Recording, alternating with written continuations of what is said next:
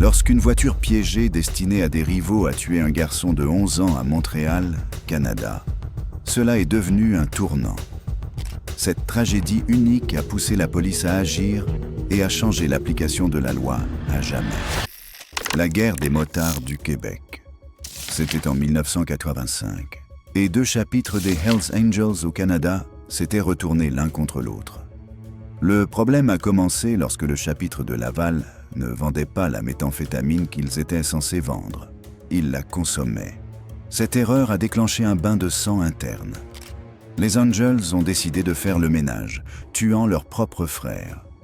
Mais l'un des membres a survécu et a signalé l'incident à la police. Son témoignage a conduit à l'arrestation de près de la moitié des Hells Angels au Canada. Pendant que le club s'effondrait, 2 hommes observaient attentivement, Maurice Mom Boucher et Salvatore Cazzetta. Tous 2 avaient fait partie d'un club de motards suprémacistes blancs, appelé les Sadistic Souls, connu pour sa violence et sa loyauté. Lorsque les Angels sont tombés, Boucher a vu son opportunité. Il a demandé à son vieil ami Cazzetta de le rejoindre pour reconstruire sous le nom des Hells Angels. Mais Cazzetta a refusé. Il avait vu les Angels assassiner les leurs et ne voulait en faire partie. Au lieu de cela, il a créé son propre club, le Rock Machine. Ce choix a divisé la scène motarde du Québec en 2. La devise des 2 clubs était la même: prendre le contrôle du commerce de la drogue de plusieurs milliards de dollars au Canada. À partir de ce moment, il ne s'agissait plus d'amitié. Il s'agissait de domination. Ce moment a marqué le début d'une nouvelle guerre. Et de 1994 à 2002, Montréal est devenu un champ de bataille entre les Hells Angels et le Rock Machine. Les Hells Angels contrôlaient déjà 60% du commerce de la drogue au Québec. Mais ce n'était pas suffisant. Boucher voulait tout. La guerre a commencé lorsque les Angels ont lancé un ultimatum à tout le monde. Rejoignez-nous ou disparaissez. Le Rock Machine a refusé et la violence a suivi rapidement. Les 2 camps ont formé des alliances. Les Hells Angels avaient de l'argent, de la main-d'œuvre et tout un réseau derrière eux. Death Rider MC, Demon Keepers MC, Evil Ones MC, Jokers MC, Rockers MC et le Rowdy Crew. Le Rock Machine a riposté et a formé des alliances avec les Palmers MC, les Bandidos, le Dark Circle, le Pelletier Clan et les dealers locaux qui refusaient de payer la taxe Angel. La guerre totale avait commencé, mais pendant des années, les forces de l'ordre n'ont pas pu toucher les hauts gradés. Le gouvernement du Québec, la RCMP et les agences fédérales ont tous eu du mal à construire un dossier assez solide pour tenir. Les motards étaient trop prudents, trop connectés, trop craints pour que quiconque ose témoigner contre eux. Alors la RCMP a changé de tactique. Au lieu de chercher des preuves, ils ont cherché quelqu'un à l'intérieur.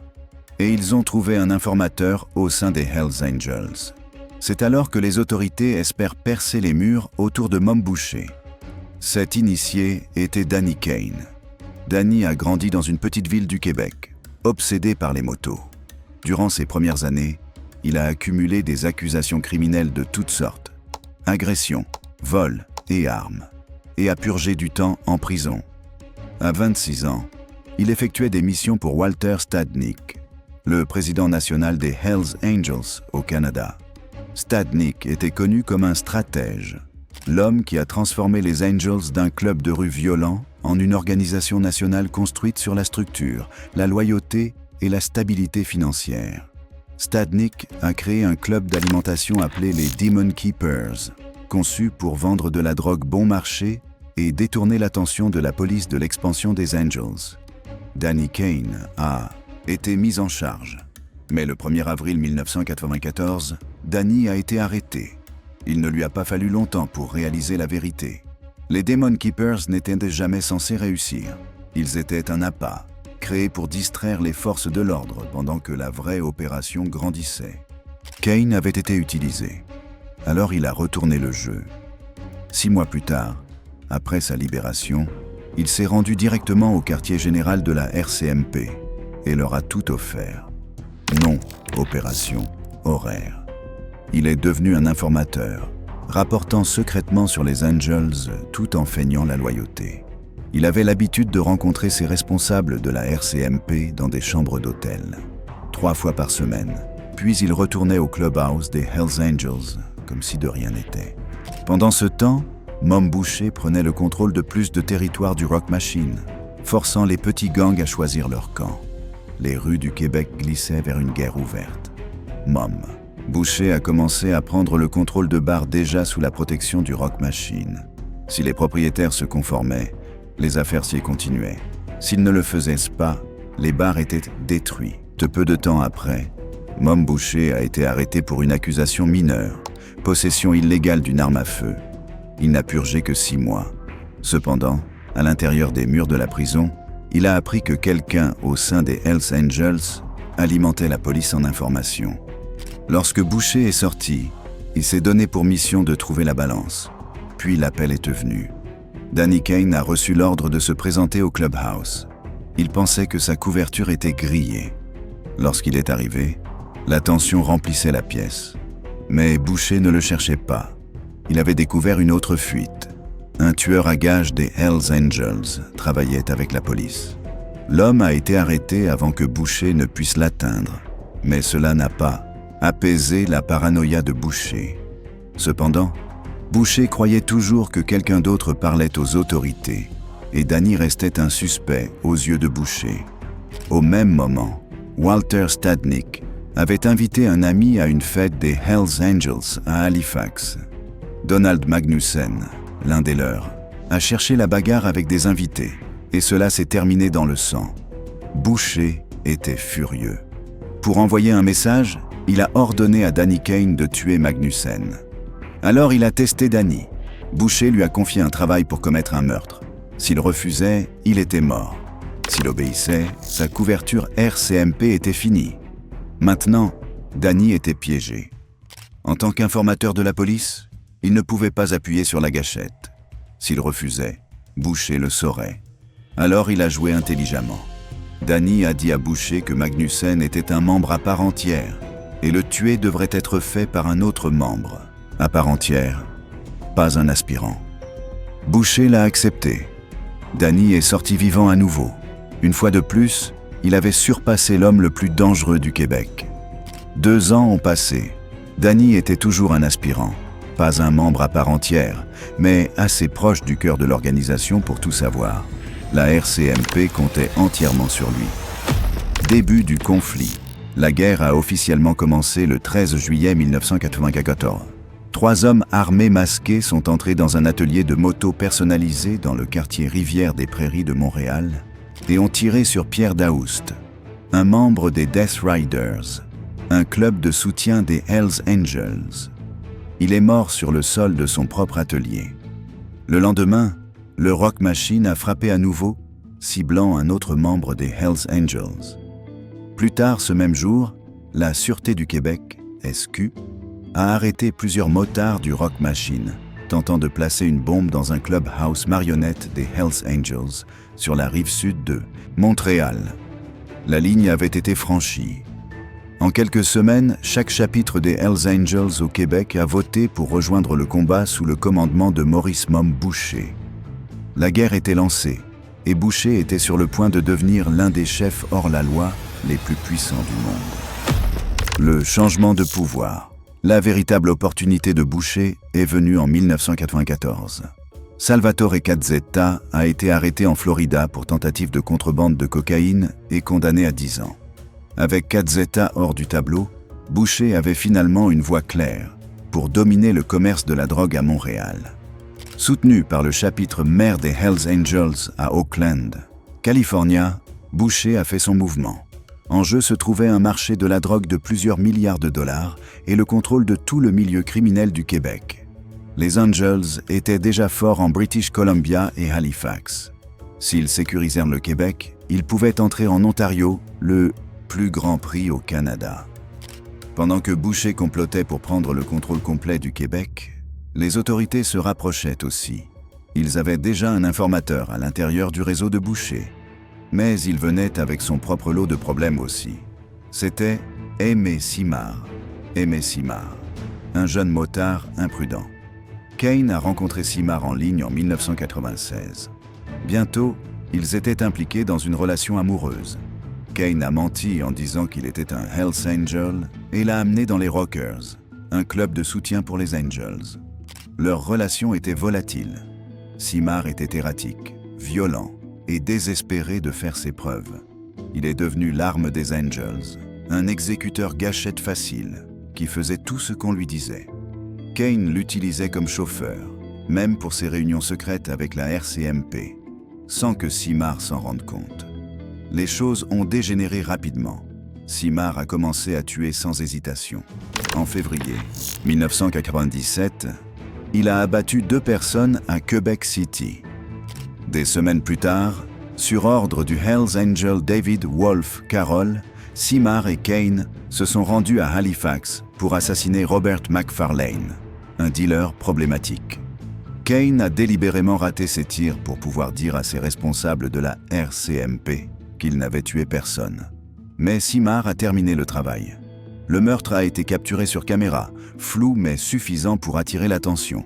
En quelques semaines, Simard a tué le témoin principal de sa fusillade précédente à Quebec City. Puis, le 28 mars 1997, il a abattu Jean-Marc Casey, un membre du Rock Machine, à l'extérieur d'une aréna de hockey à Montréal. Après lui avoir tiré dans la tête, Simard a bipé son supérieur pour confirmer le coup.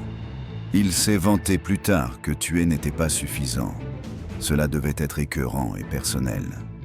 Au cours des mois suivants, Simard est allé plus profondément dans le bain de sang. Il a assassiné un témoin, puis exécuté l'associé du Rock Machine Jean-Marc Casey en plein jour, laissant l'arme du crime dans un gymnase local.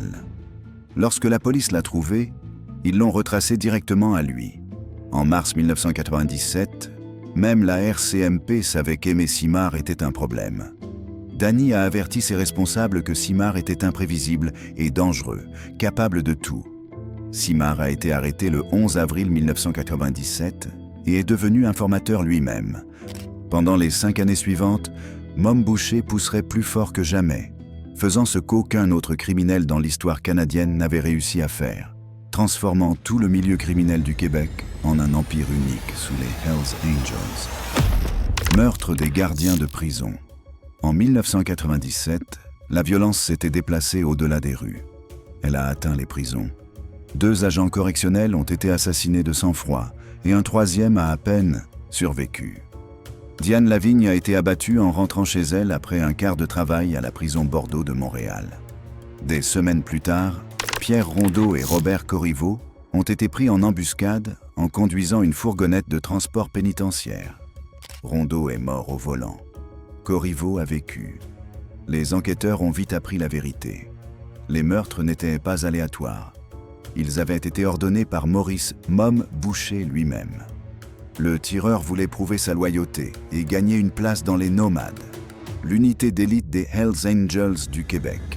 Un groupe si craint que le meurtre était le prix d'entrée. Meurtre d'un innocent de 11 ans. Le 9 août 1999, la violence a atteint un point de non-retour. Une bombe plantée par les Hells Angels, destinée à des rivaux, a tué Daniel Desrochers, 11 ans. Cette seule explosion a retourné l'opinion publique. La pression sur la police a explosé du jour au lendemain. Les motards avaient dit franchi la ligne. Et le public exigeait des actions. Le gouvernement exigeait des résultats. Et la pression publique sur la police atteignait son apogée. Les gens voulaient de l'action. En réponse, la RCMP a lancé une opération à grande échelle pour faire tomber Mom Boucher et la direction des Hells Angels. Les enquêteurs ont recueilli des renseignements, suivi les mouvements et construit des dossiers de l'intérieur, utilisant Danny Kane comme leur informateur clé. Mais Boucher a refusé de reculer. Même sous surveillance, même alors que les murs se refermaient, il a continué sa guerre comme s'il était intouchable. En 1999, après des années de coups de feu, de bombardements et de représailles, les Hells Angels avaient écrasé la plupart du Rock Machine et de leurs alliés. Les Angels étaient plus grands, plus riches et mieux organisés. Mais le Rock Machine n'avait pas encore fini. En 1999, ils ont fait un mouvement qui a tout changé. Ils se sont alliés avec les Bandidos, un club de motards international avec des chapitres à travers le monde. Les Hells Angels ont vu cela comme une menace directe. Si les Bandidos gagnaient du terrain au Canada, ils perdraient le contrôle du prix le plus précieux du pays, le marché de la drogue de l'Ontario. En décembre 2000, les Angels ont frappé en premier. Près de 200 motards de l'Ontario ont changé de camp, patchant vers les Hells Angels. Ce seul mouvement a donné à l'organisation de Boucher l'accès au commerce de plusieurs milliards de dollars de l'Ontario, rendant les Angels imbattables à travers le Canada. Puis vint la répression. En mars 2001, la police a lancé l'Opération Printemps, l'une des plus grandes répressions de l'histoire canadienne. Près de 2000 policiers ont effectué des raids coordonnés dans 77 municipalités au Québec, avec le soutien de forces en Ontario, Manitoba et British Columbia. Même la police en Jamaïca, Mexico et Interpol ont aidé à faire des arrestations à l'étranger. L'opération était massive, 288 perquisitions, 20 bâtiments d'une valeur de 12 millions de dollars et plus de 12,5 millions de dollars en espèces et actifs saisis. Les policiers ont récupéré 70 armes à feu, dont un Uzi, 2 pistolets Cobray et un lance-roquettes. Ils ont également saisi 28 véhicules, 13 motos, 3 voitures volées, un bâton de dynamite, 120 kg de hashish et 10 kg de cocaïne. À la fin, des centaines de motards étaient derrière les barreaux, y compris Maurice « Mom » Boucher et 41 de ses principaux hommes. Les Bandidos ont essayé de le combler, mais cela n'a pas duré longtemps. En juin 2002, la police les a frappés avec l'opération Amigo, anéantissant leur direction en un seul coup de balai. En 2003, le Rock Machine avait fusionné avec les Bandidos, mais même cette alliance ne pouvait pas tenir. Ils ont cédé le Québec aux Hells Angels et ont disparu des rues. Après presque une décennie de bains de sang, de bombardements et de peur, la guerre des motards du Québec était terminée. Conséquence, en mai 2002, Maurice « Mom » Boucher a finalement été condamné. L'homme qui régnait autrefois sur le milieu criminel du Québec a été reconnu coupable de 2 chefs de meurtre au premier degré et d'un chef de tentative de meurtre pour avoir ordonné les meurtres de 3 gardiens de prison. Il a été condamné à la prison à vie sans possibilité de libération conditionnelle pendant 25 ans. À l'intérieur de la prison Archambault, à Stehan-des-Plaines, Boucher essayait toujours de contrôler le monde extérieur. En novembre 2015, il a été pris en train de comploter le meurtre de Reynald Desjardins, un associé de la famille criminelle Rizzuto de Montréal. L'arrestation faisait partie d'une descente massive de la Sûreté du Québec, ciblant 47 figures du crime organisé à travers la ville. Au moment où la guerre du Québec s'est terminée, 162 personnes étaient mortes, y compris des civils. 84 bombardements. 130 incidents d'incendie criminels se sont produits. Pendant ce temps, l'histoire de Salvatore Cazzetta a bouclé la boucle. Après sa libération de prison en 2005, il a rejoint l'organisation même qu'il avait autrefois opposée, devenant un Hells Angel à part entière. De 2011 à 2015, il aurait dirigé le chapitre du Québec. En 2018, Cazzetta avait porté son combat devant les tribunaux, poursuivant le procureur général du Québec pour 2 millions de dollars. Il se battait également contre Revenu Canada pour des impôts impayés de ses premières années dans le monde des motards. Le 10 juillet 2022, à l'âge de 69 ans, Mom Boucher est décédé d'un cancer de la gorge derrière les barreaux. La fin de l'homme qui avait autrefois mis une province à genoux. La guerre du Québec a changé l'application de la loi à jamais. Au lendemain de la guerre des motards du Québec, le gouvernement canadien a décidé de riposter. L'application de la loi avait besoin d'outils plus puissants pour se défendre. De nouvelles lois anti-gang ont été introduites pour démanteler le crime organisé, dirigé par le projet de loi C-95 en 1997 et le projet de loi C-24 en 2002. Le projet de loi C-95 a défini « organisation criminelle », a fait de la participation une infraction grave, resserré la libération sous caution et a permis à la police de saisir les actifs des gangs. Le projet de loi C-24 a élargi ses pouvoirs, ajouté de nouvelles infractions pour avoir ordonné des crimes, protéger les agents infiltrés et a même retiré les billets de 1000 $ pour perturber le flux d'argent illégal. Ces changements ont remodelé l'application de la loi canadienne. Pour la première fois, la police avait le cadre juridique, les ressources et l'autorité pour cibler directement la structure du crime organisé. Et si vous pensez que c'était brutal, cliquez sur la prochaine vidéo pour voir ceux qui ont poussé ce code à son extrême le plus sombre.